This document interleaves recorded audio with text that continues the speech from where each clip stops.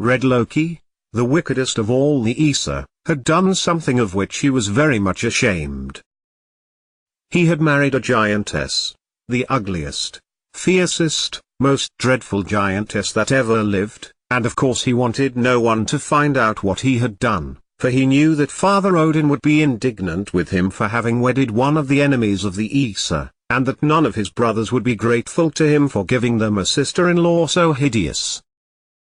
But at last All-Father found out the secret that Loki had been hiding for years. Worst of all, he found that Loki and the giantess had 3 ugly children hidden away in the dark places of the earth, 3 children of whom Loki was even more ashamed than of their mother, though he loved them too. For 2 of them were the most terrible monsters which time had ever seen. Hela, his daughter, was the least ugly of the 3, though one could scarcely call her attractive. She was half black and half white, which must have looked very strange, and she was not easily mistaken by anyone who chanced to see her, you can well understand. She was fierce and grim to see, and the very sight of her caused terror and death to him who gazed upon her. But the other 2. One was an enormous wolf, with long fierce teeth and flashing red eyes. And the other was a scaly, slimy, horrible serpent, huger than any serpent that ever lived, and 100 times more ferocious. Can you wonder that Loki was ashamed of such children as these? The wonder is, how he could find anything about them to love. But Loki's heart loved evil in secret, and it was the evil in these 3 children of his which made them so ugly. Now when Odin discovered that 3 such monsters had been living in the world without his knowledge, he was both angry and anxious, for he knew that these children of mischievous Loki and his wicked giantess wife were dangerous to the peace of Asgard. He consulted the Norns, the 3 wise maidens who lived beside the Odar well, and who could see into the future to tell what things were to happen in coming years. And they bade him beware of Loki's children. They told him that the 3 monsters would bring great sorrow upon Asgard, for the giantess their mother would teach them all her hatred of Odin's race, while they would have their father's sly wisdom to help them in all mischief. So Odin knew that his fears had warned him truly. Something must be done to prevent the dangers which threatened Asgard. Something must be done to keep the 3 out of mischief. Father Odin sent for all the gods, and bade them go forth over the world, find the children of Loki in the secret places where they were hidden, and bring them to him. Then the Aesir mounted their horses and set out on their difficult errand. They scoured Asgard, Midgard, the world of men, Utgard and Jotunheim where the giants lived. And at last they found the 3 horrible creatures hiding in their mother's cave. They dragged them forth and took them up to Asgard, before Odin's high throne. Now All-Father had been considering what should be done with the 3 monsters, and when they came, his mind was made up. Hela, the daughter, was less evil than the other 2, but her face was dark and gloomy, and she brought death to those who looked upon her. She must be prisoned out of sight in some far place, where her sad eyes could not look sorrow into men's lives and death into their hearts. So he sent her down into the dark, cold land of Niflheim, which lay below one root of the great tree Yggdrasil. Here she must live forever and ever.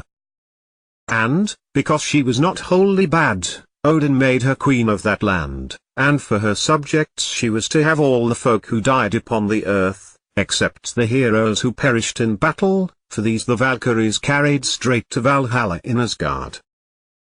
But all who died of sickness or of old age, all who met their deaths through accident or men's cruelty, were sent to Queen Hela, who gave them lodgings in her gloomy palace.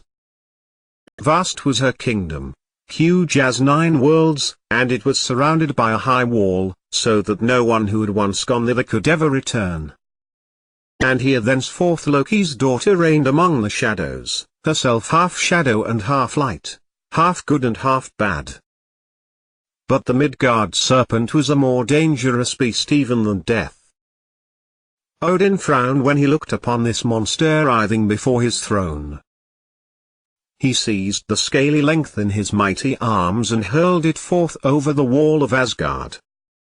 Down, down went the great serpent, twisting and whirling as he fell, while all the sky was black with the smoke from his nostrils, and the sound of his hissing made every creature tremble. Down, down he fell with a great splash into the deep ocean which surrounded the world. There he lay writhing and squirming, growing always larger and larger, until he was so huge that he stretched like a ring about the whole earth, with his tail in his mouth, and his wicked eyes glaring up through the water towards Asgard which he hated. Sometimes he heaved himself up, great body and all, trying to escape from the ocean which was his prison. At those times there were great waves in the sea, snow and stormy winds and rain upon the earth, and every one would be filled with fear lest he escape and bring horrors to pass. But he was never able to drag out his whole hideous length. For the evil in him had grown with his growth, and a weight of evil is the heaviest of all things to lift. The third monster was the Fenris wolf, and this was the most dreadful of the three. He was so terrible that at first Father Odin decided not to let him out of his sight. He lived in Asgard then, among the Aesir. Only Tyr the Brave had courage enough to give him food. Day by day he grew hugier and hugier, fiercer and fiercer, and finally, when All-Father saw how mighty he had become, and how he bid fair to bring destruction upon all Asgard if he were allowed to prowl and growl about as he saw fit, Odin resolved to have the beast chained up. The Aesir then went to their smithies and forged a long, strong chain which they thought no living creature could break. They took it to the wolf to try its strength, and he, looking sidewise, chuckled to himself and let them do what they would with him. But as soon as he stretched himself, the chain burst into 1,000 pieces, as if it were made of twine. Then the Aesir hurried away and made another chain, far, far stronger than the first. "If you can break this, O Fenrir," they said, "you will be famous indeed." Again the wolf blinked at his chain. Again he chuckled and let them fasten him without a struggle, for he knew that his own strength had been increased since he broke the other, but as soon as the chain was fastened, he shook his great shoulders, kicked his mighty legs, and snap! The links of the chain went whirling far and wide, and once more the fierce beast was free.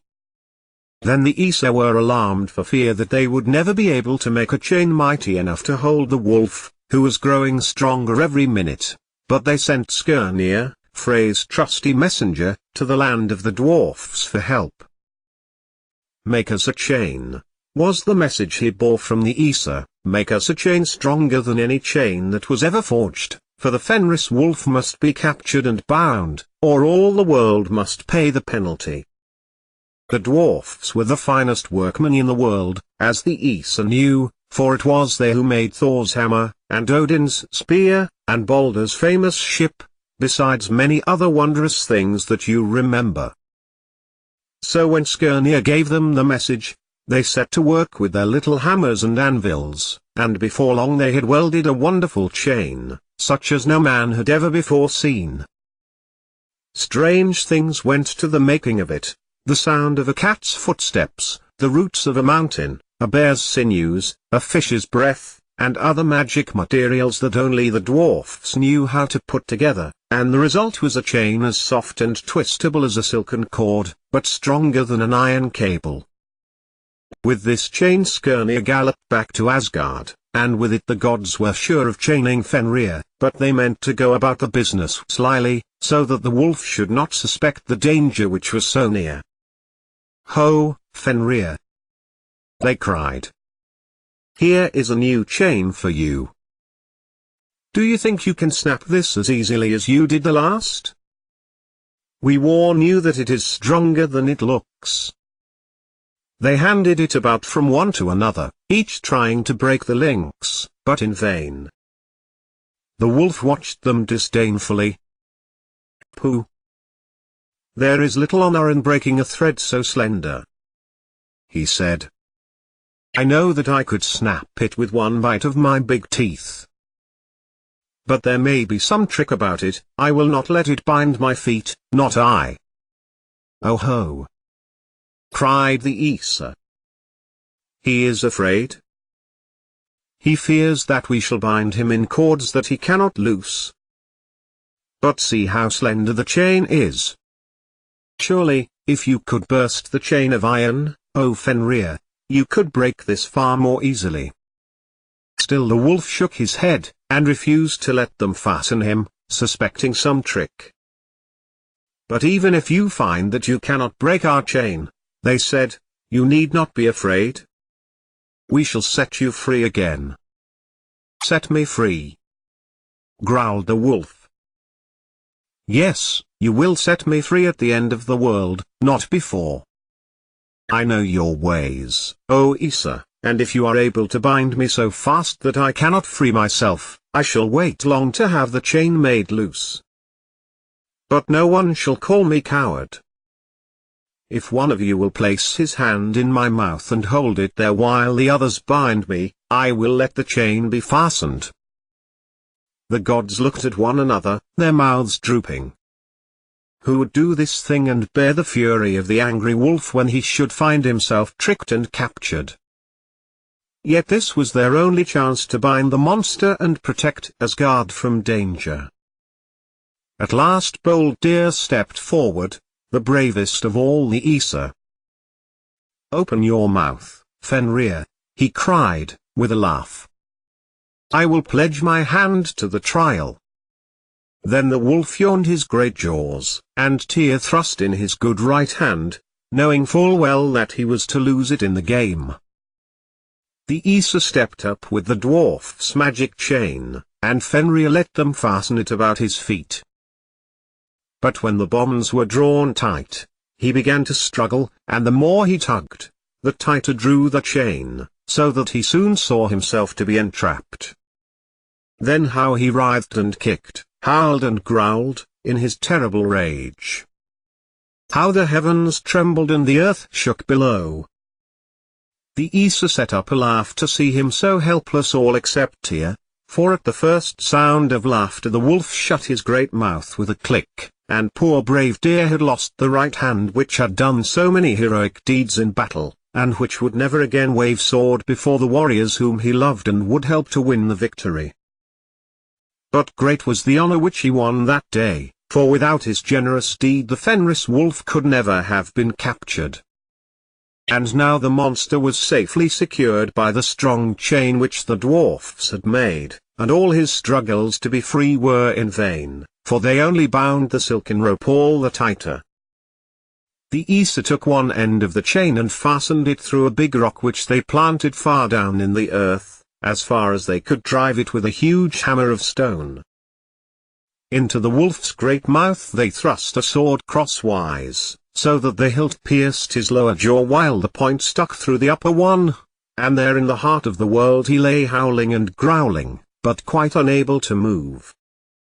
Only the foam which dripped from his angry jaws trickled away and over the earth until it formed a mighty river. From his wicked mouth also came smoke and fire, and the sound of his horrible growls. And when men hear this and see this they run away as fast as they can, for they know that danger still lurks near where the Fenris wolf lies chained in the depths of the earth, and here he will lie until Ragnarok, until the end of all things.